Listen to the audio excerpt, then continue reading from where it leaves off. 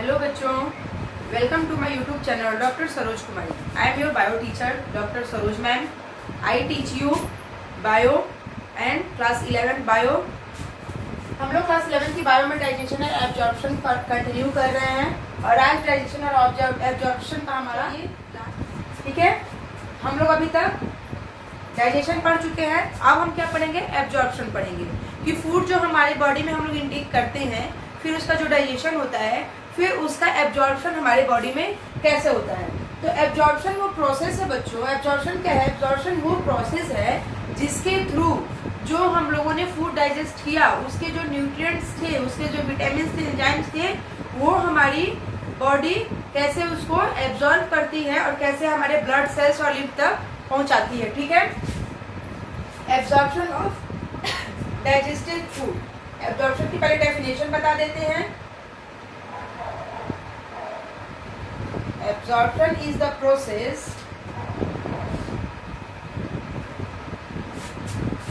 by which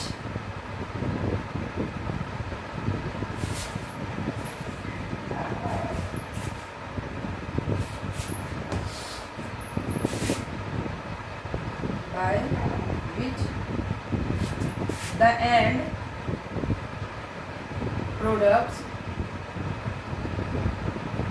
end products of digestion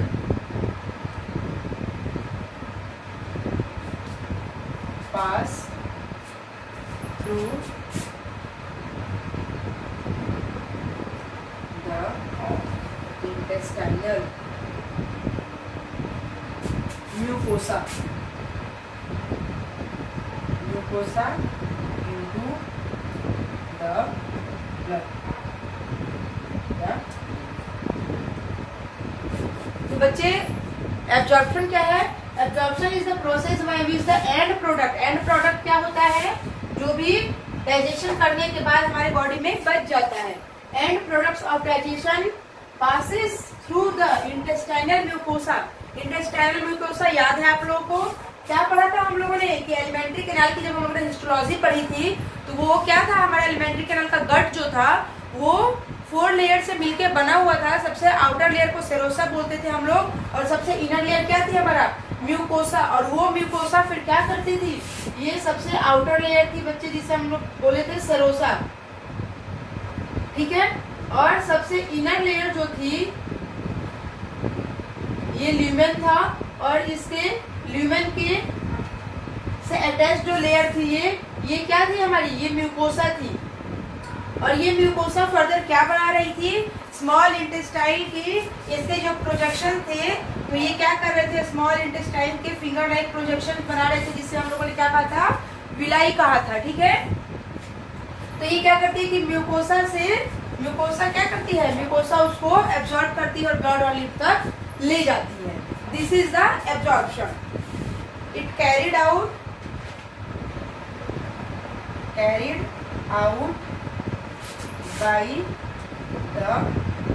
by two process। कौन कौन से प्रोसेस होते हैं? एक होता है हमारा एक्टिव या पैसिव, जिसे active and passive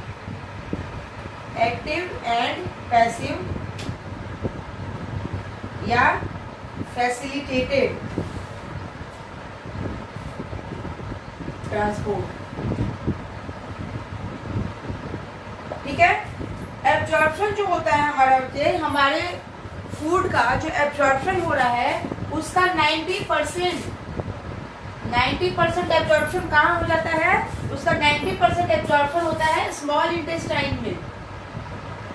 small intestine 90% absorption हो जाता है स्मॉल इंटेस्टाइन में, और बचे हुए 10% का एब्जॉर्प्शन कहाँ होता है?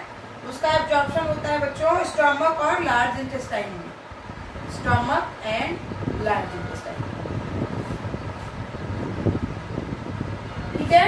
तो हमारा फूड जो हमने 100% खाया, उसको डाइजेस्ट किया, उसके 90% पार्ट्स का एब्जॉर्प्शन स्मॉल इंटेस्टाइन कर लेती है, और 10% जो बचे होते हैं उसको स्टमक और लार्ज इंटेस्टाइन मिलके एब्जॉर्ब कर लेती है। ठीक है। एब्जॉर्प्शन दो तरह से होता है। एक होता है एब्जॉर्प्शन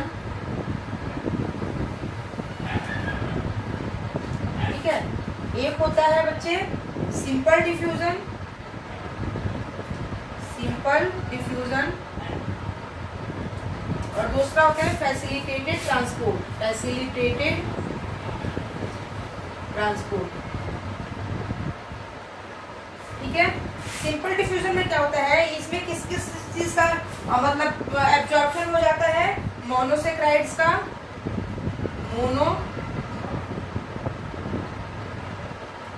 मोनोसेक्राइड्स का, ग्लूकोज का,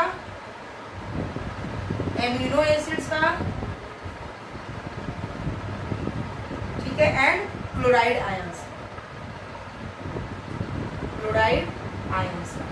इन सब चीजों का क्या होता है, एब्जॉर्प्शन कहाँ हो जाता है, सिंपल डिफ्यूजन के थ्रू हमारी बॉडी में। एंड देन फैसिलिटेटेड डिफ्यूजन होता है ग्लूकोज और एमिनो एसिड। फैसिलिटेटेड डिफ्यूजन में किसका एब्जॉर्प्शन होता है, ग्लूकोज का एंड एमिनो एसिड का, एमिनो एसिड का। और ये दो तरह के हमारे एब्जॉर्प्शन हुए, एक सिंपल डिफ्यूजन और ये क्या है, फैसिलिटेटेड ट्रांसपोर्ट। सिंपल में क्या, मोनोसेक्राइड, ग्लूकोज, एमिनो एसिड और क्लोराइड आयंस का एब्जॉर्प्शन हुआ, और फैसिलिटेटेड में ग्लूकोज और एमिनो एसिड का क्या हुआ, एब्जॉर्प्शन हुआ। फैटी एसिड, फैटी एसिड जो होती है, fatty acid and glycerol,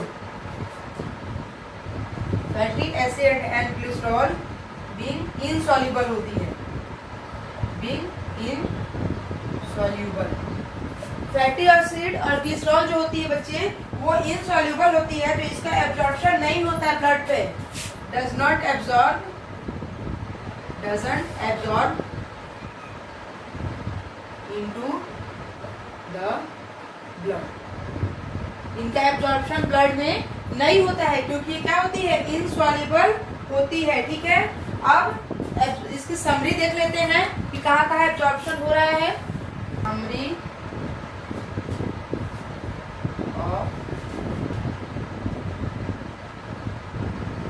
summary of absorption, absorption की समरी देखते हैं हम लोग। पहले एब्जॉर्प्शन देखेंगे हम लोग माउथ में। माउथ में होता है, माउथ में क्या होते हैं बच्चे, सर्टेन ड्रग्स, ये हमारी एनसीईआरटी की लाइन है, certain drugs coming in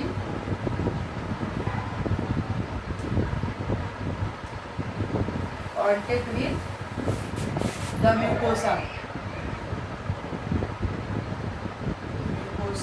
of mouth and lower side of tongue, lower side of tongue। कुछ जो मतलब ड्रग्स होते हैं वो कहाँ आते हैं, कांटेक्ट विद द म्यूकोसा, वो माउथ, हमारे माउथ की जो म्यूकोसा होती है उसमें और टंग के लोअर साइड के कांटेक्ट में आते हैं एंड एब्जॉर्ब हो जाते हैं। Tongue are absorb into the blood, into the blood,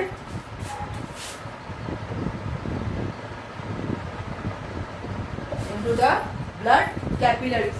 तो ये होता है हमारे माउथ में एब्जॉर्प्शन। देन स्टमक में देखते हैं, स्टमक,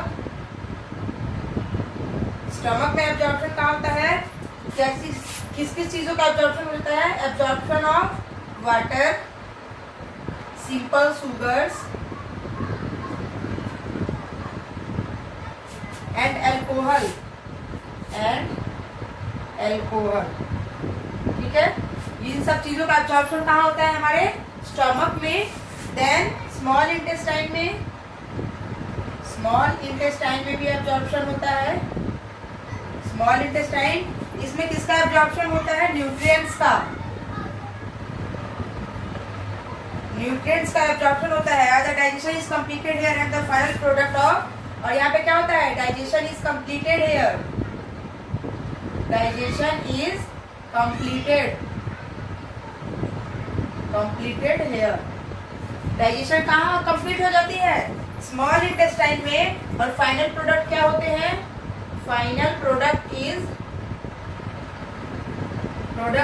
फाइनल प्रोडक्ट क्या होते हैं, glucose, fructose, fatty acids, glycerol, amino acids, amino acid, और इनका एब्जॉर्प्शन कहाँ होता है? म्यूकोसा के थ्रू हो जाता है, ब्लड में और लिम्फ में। इन सब का एब्जॉर्प्शन कहाँ होता है बच्चे? इन सब का एब्जॉर्प्शन होता है म्यूकोसा के through, mucosa into blood and lymph. ठीक है, तो ये तो थी हमारी एब्जॉर्प्शन स्मॉल इंटेस्टाइन की। देन 10% जो न्यूट्रिएंट्स बचे होते हैं उनका एब्जॉर्प्शन कहाँ होता है? लार्ज इंटेस्टाइन की। लार्ज इंटेस्टाइन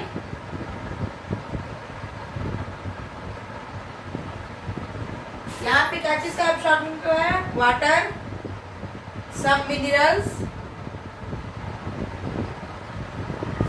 एंड ड्रग्स, इन सब चीजों का एब्जॉर्प्शन कहाँ होता है? लार्ज इंटेस्टाइन में। तो ये थी समरी हमारे एब्जॉर्प्शन की, कि एब्जॉर्प्शन कहाँ कहाँ होता है? माउथ में होता है, स्टमक में होता है, स्मॉल इंटेस्टाइन में होता है और लार्ज इंटेस्टाइन में होता है। और इस तरह से एब्जॉर्प्शन की प्रोसेस कंप्लीट होती है। देन हम लोग फूड का एसिमिलेशन करते हैं। फूड का एसिमिलेशन कैसे होता है? Assimilation of food. प्रोटीन जो होती है वो ग्रोथ एंड रिपेयर का काम करती है।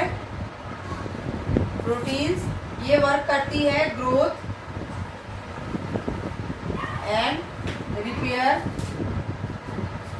ठीक है, देन मोनोसेक्राइड्स,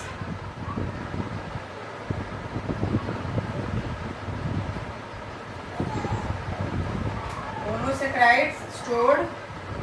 मोनोसेक्राइड्स कहाँ स्टोर्ड होते हैं? लीवर में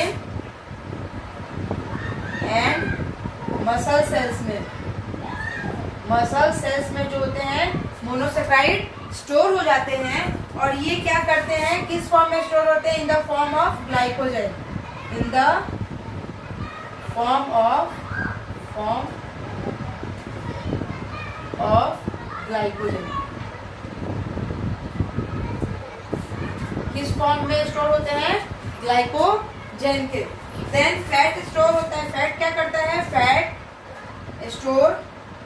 भी स्टोर होता है और ये फ्यूल का काम करता है और ग्लूकोज भी होता है। इस तरह से हमारे फूड का एसिमिलेशन हो जाता है। देन एक लास्ट बचता है क्या? इजेशन। फूड का इजेशन हम लोग कैसे करते हैं? किस फूड का? अनडाइजेस्टेड फूड का। हम लोगों ने जो फूड खाया उसको डाइजेस्ट किया, उसको एब्जॉर्ब किया और उसके बाद जो सॉलिड वेस्ट बच गया उसे हम लोग अपने बॉडी से इजेस्ट कर देते हैं। और उस इजेशन की प्रोसेस को ही हम लोग यहाँ देखते हैं। पहले क्या होता है? इजेशन में क्या होता है? अनडाइजेस्टेड फूड जो होता है हमारा, undigested food forms faeces. Undigested food जो होता है हमारा वो फीसेस बन जाता है। देन प्रोसेस होती है, कौन सी प्रोसेस? Reflex process. देन एक प्रोसेस होती है रिफ्लेक्स। फिर क्या होता है कि रेक्टम फिल विथ फीसेस। हमारा जो रेक्टम है, रेक्टम लोगों ने पढ़ा था ना, याद आ रहा है? Rectum fill with faeces. ठीक है, रेक्टम जो क्या होता है वो फीसेस से फील हो जाता है, फीसेस। ठीक है, रेक्टम हमारा फील हो जाता है। रेक्टम क्या था? ये थी हमारी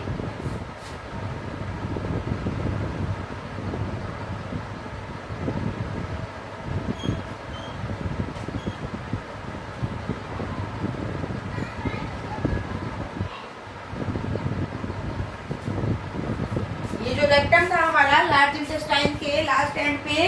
तो वो रेक्टम क्या होता है? फीसेस से फील हो जाता है, भर जाता है और then wall of rectum stretch, wall of rectum, rectum की जो वॉल होती है वो स्ट्रेच होती है, wall of rectum stretch. Then stimulus send to, stimulus send to CNS, central nervous system के पास स्टिमुलस जाता है। क्या जाता है कि रेक्टम की वॉल स्ट्रेच हो रही है, यानी कि फीसेस थ्रू आउट होना चाहता है। और यहाँ पे सीएनएस में क्या होता है, रिफ्लेक्स, रिफ्लेक्स एक्शन होता है। और उसके बाद क्या होता है, रेक्टम पेरिस्टाइटिस, रेक्टम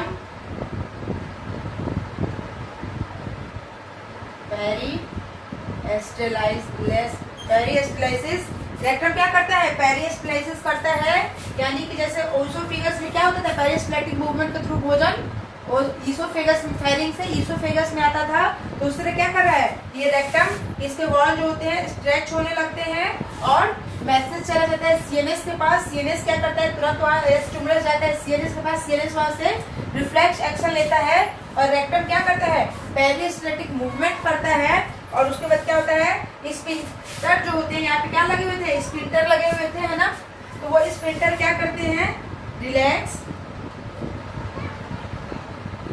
वो स्फिंक्टर रिलैक्स हो जाते हैं and then faeces come out. और फीसेस जो होती है वो हमारे बॉडी से बाहर आ जाती है। तो ये प्रोसेस है हमारे इजेशन की। इसे बड़ा बड़ा लिख के पोथी नहीं बनाना है, इस फ्लो चार्ट के थ्रू भी आप लोग इसे समझ सकते हैं और इसे लर्न कर सकते हैं कि इजेशन की प्रोसेस कैसे होती है। तो ये कंप्लीट हो गया बच्चों हमारा कौन सा टॉपिक, डाइजेशन एंड एब्जॉर्प्शन का, एब्जॉर्प्शन ऑफ डाइजेस्टेड फूड। अब एक छोटा सा टॉपिक बचता है disorder, disorder of digestive system, ठीक है।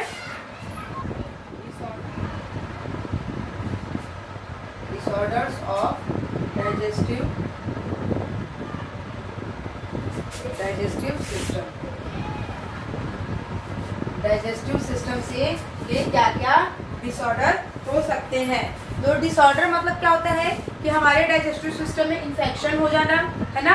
जब इन्फेक्शन हो जाएगी तो क्या होंगे, कई तरह की बीमारियां हो जाएंगी, डिसऑर्डर उसे ही बोलते हैं। और वो इन्फेक्शंस के कारण क्या क्या होते हैं, cause of infections, cause of infections,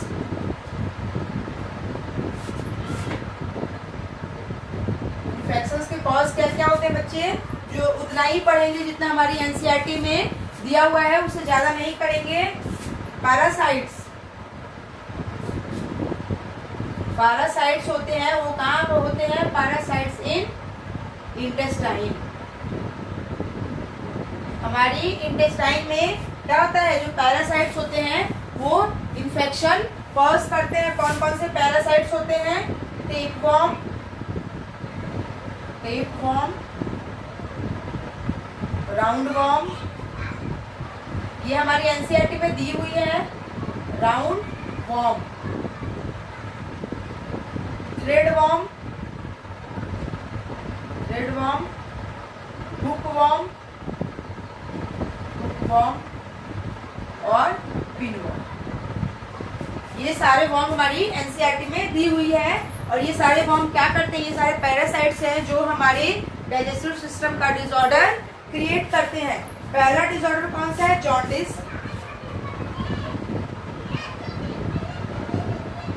jaundice. Jaundice में क्या होता है बच्चे, लीवर इफेक्ट होता है, लीवर अफेक्टेड, जॉन्डिस में लीवर अफेक्टेड होती है। Skin and I turns yellow, skin and I turns yellow. हमारी स्किन जो होती है, हमारी स्किन होती है, ये स्किन हमारे फेस, नेक, हैंड और हमारे आईज का कलर क्या होता है, येलो होने लगता है, ठीक है। देन कॉज क्या है, किसके कारण होता है, deposit of bile pigment, deposit of bile pigment. इसके कारण क्या होता है बच्चे, जॉन्डिस होता है। Then second one is vomiting. ये भी एक तरह का इन्फेक्शन ही है। वोमिटिंग जो हम करते हैं, वोमिटिंग में क्या होता है, ejection of stomach content through the mouth. हमारे स्टमक में जो भी कंटेंट होता है, चाहे वो फूड हो और वाटर हो, उसे अपने माउथ से बाहर निकाल देने के प्रोसेस को क्या कहते हैं, वोमिटिंग कहते हैं। ये भी क्या है, एक रिफ्लेक्स एक्शन है जो आप खुद से कंट्रोल नहीं कर सकते हैं। ठीक है, इजेक्शन ऑफ स्टमक कंटेंट और कंटेंट में क्या होता है, food water contents through the mouth. ठीक है, और ये क्या है, ये खुद से कंट्रोल नहीं होता है। This is the reflex action. Now third one is diarrhoea. Diarrhoea भी क्या है, एक तरह का इन्फेक्शन है। इसमें क्या होता है, हमारा स्टूल जो होता है वो वाटरी हो जाता है, सॉलिड नहीं रहता है। Watery stool,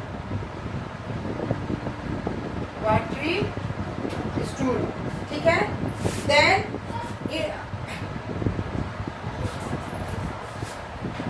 one is PEM।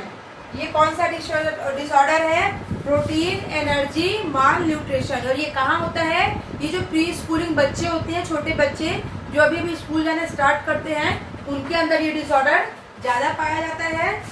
क्या बोल देंगे इसको, प्रोटीन एनर्जी माल न्यूट्रिशन। प्रोटीन एनर्जी माल न्यूट्रिशन। और किस में होता है, बच्चों में, छोटे बच्चों में होता है। ठीक है, fourth one is PEM, protein energy mall nutrition. ठीक है, प्रोटीन एनर्जी माल न्यूट्रिशन में क्या होता है कि दो तरह की बीमारियां होती है। वहाँ पे प्रोटीन की कमी हो जाती है हमारे बॉडी में, या हमारे body in the sense of बच्चों की बॉडी में। ठीक है, तो दो तरह की बीमारियां कौन सी होती है, एक होता है मरासमस और एक होता है क्वाशियोरकर। ठीक है, मरासमस में क्या होता है कि protein and calories energy deficiency less, protein and calories energy deficiency less than 1 year age of the prominent और 1 ईयर ऑफ द एज। और रिब केज कैसी हो जाती है उनकी, प्रोमिनेंट हो जाती है। इसके लक्षण क्या है, थिन लेग्स, पैर उनके पतले पतले हो जाते हैं, और ड्राई स्किन, स्किन जो होती है उनकी ड्राई होने लगती है, रूखी होने लगती है। देन क्वाशियोरकर, ये क्या है, प्रोटीन डेफिशिएंसी है, प्रोटीन की कमी से होता है। कैलोरी डेफिशिएंसी, कैलोरी की भी कमी हो जाती है। वेस्टिंग मसल्स, इसमें क्या होते हैं कि मसल्स जो होते हैं वो वेस्टिंग होने लगते हैं। और थिनिंग ऑफ लिम्स, लिम्स क्या मतलब, ये हाथ पैर जो होते हैं ना उनके, वो पतले पतले होने लगते हैं एकदम से। फेलियर ऑफ ग्रोथ, और बच्चे की ग्रोथ रुक जाती है, उसके ब्रेन का डेवलपमेंट, उसके बॉडी का डेवलपमेंट अच्छे से नहीं हो पाता है। Then last one is indigestion, यानी कि food is not properly digest. Food क्या होता है, बॉडी में प्रॉपरली डाइजेस्ट नहीं हो पाता है। क्यों नहीं हो पाता है, कॉज क्या है, इनएडिक्वेट एंजाइम सिक्रेशन। हमारी बॉडी जो होती है क्या करती है कि एंजाइम का प्रॉपर सिक्रेशन नहीं कर पाती है, जिसके कारण क्या होता है, अनडाइजेशन हो जाता है। Anxiety, food poisoning, over eating, या हम लोग ज्यादा खा लें या फिर फूड पॉइजनिंग हो जाए या एनेक्सिटी हो जाए, तो उस सब के कारण क्या होता है कि अनडाइजेशन की प्रोसेस हमारे बॉडी में हो जाती है। इसी के साथ हमारा डाइजेशन एंड एब्जॉर्प्शन वाला चैप्टर कंप्लीट होता है। ठीक है, और बच्चों एक बात और कि ये हमारे न्यू वाली NCERT से इस चैप्टर को हटा दिया गया है, बट ये चैप्टर पढ़ना जरूरी भी है, नहीं तो आगे थोड़ी सी प्रॉब्लम होती है। इसलिए डाइजेशन कैसे होता है, क्या होता है हमारे बॉडी में, food is the very important. So मैंने इस चैप्टर को पढ़ा दिया है एज यू विश। ये नई वाली NCERT से अभी से हटाया गया है। ठीक है, लेकिन हम लोगों ने इसे बहुत ही अच्छे से और बहुत समझ के पढ़ा है, तो आप लोग इसे आई होप अच्छे से पढ़ेंगे। मिलते हैं कल एक नए चैप्टर के साथ, एक नया चैप्टर स्टार्ट करेंगे जो कि हमारे NCERT क्लास 11 का ही नेक्स्ट चैप्टर होगा। ठीक है, तब तक के लिए थैंक यू सो मच।